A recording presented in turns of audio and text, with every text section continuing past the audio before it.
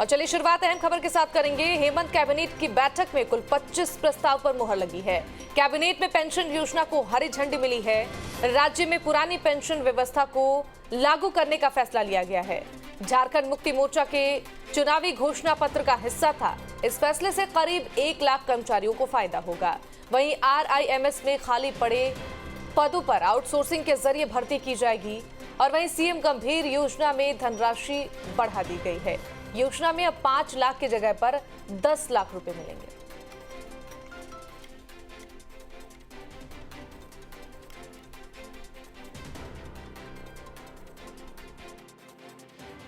गत बैठक में 15/7/2022 की बैठक में यह निर्णय लिया गया था कि नई अंशदायी पेंशन योजना को समाप्त कर राज्य कर्मियों के लिए पुरानी पेंशन योजना लागू की जाएगी और इसको लागू करने के लिए एक स्टैंडर्ड ऑपरेटिंग प्रोसीजर का निर्माण किया जाएगा।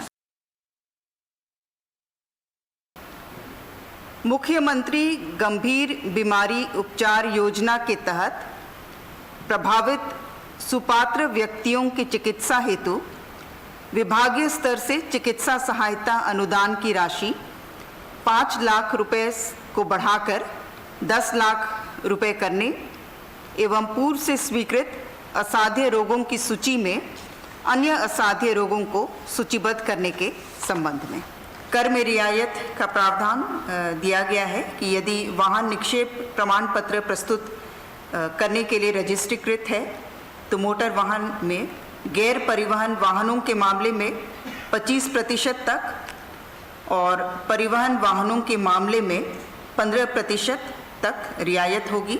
कि रिम्स रांची के लिए स्वीकृत चतुर्थ वर्गीय पदों पर रिम्स विनियम 2014 के प्रावधानों के तहत नियमित नियुक्ति के अतिरिक्त आवश्यकतानुसार उक्त पदों पर बाह्य स्रोत से सेवाएं प्राप्त की जा सकती हैं। और वहीं हेमंत कैबिनेट में पुरानी पेंशन योजना बहाल करने के फैसले के बाद से झारखंड मंत्रालय परिसर में सरकारी कर्मचारी संघ के लोगों ने मुख्यमंत्री हेमंत सोरेन का जोरदार स्वागत किया। इस अवसर पर ढोल नगाड़े की थाप से पूरा मंत्रालय गूंज उठा।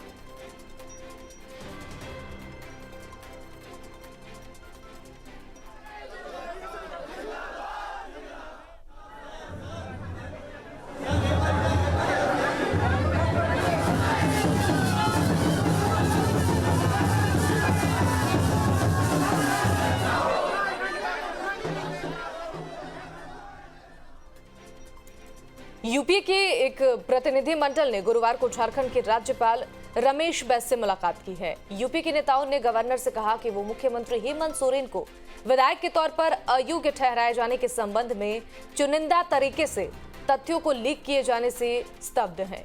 यूपी ने प्रतिनिधि मंडल ने राज्यपाल को ज्ञापन भी दिया है और इसी बीच 5 सितंबर को झारखंड विधानसभा का विशेष सत्र भी बुलाया जा सकता है, जिसमें विश्वास मत लाने पर विचार संभव है। प्रतिनिधि मंडल ने राज्यपाल रमेश बैस को दिए गए ज्ञापन में कहा है कि इस तरह की लीक से अव्यवस्था, भ्रम और अनिश्चितता पैदा होती है। प्रतिनिधि मंडल ने राज्यपाल से मामले में निर्वाचन आयोग के फैसले को लेकर बनी भ्रम की स्थिति को दूर करने का भी आग्रह किया।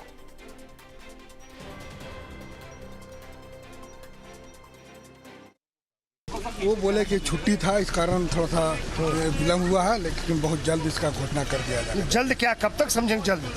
मतलब अब कब तक हो तो महामहिम में जानेंगे जाके, लेकिन इतना जरूर है कि उसने आश्वासन दिया कि बहुत जल्द इसको उनके पास लेटर कब आया था और उन्होंने क्या आश्वासन दिया, फिर से बताइए। देखिए, उन्होंने कहा है कि इसका मैं जितना जल्द से जल्द होगा मैं मीडिया के सामने आऊँगा। अभी तक जो भी चीज़ मीडिया के द्वारा यहाँ दिखाया जा रहा था या अखबारों में आया, वो बात गलत है।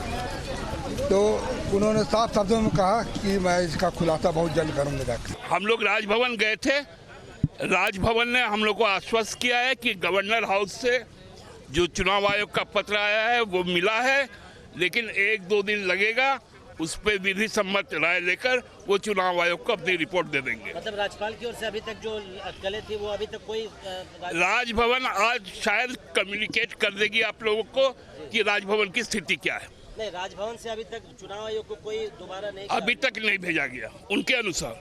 जी, आप लोगों ने क्या कहा है सर राज्यपाल? हमने कहा कि ये सस्पेंस खत्म होना चाहिए, इससे गवर्नेंस को दिक्कत हो रहा है। आप लोगों ने क्या ये भी कहा कि खबरें लीक हो रही है राजभवन से? हमने कहा, उन्होंने कहा कि हमारे तरफ से कोई खबर नहीं चली है और हम लोगों ने मांग किया कि आज राजभवन स्पष्ट कर दे कि उनके तरफ से ऐसी कोई बात नहीं की गई।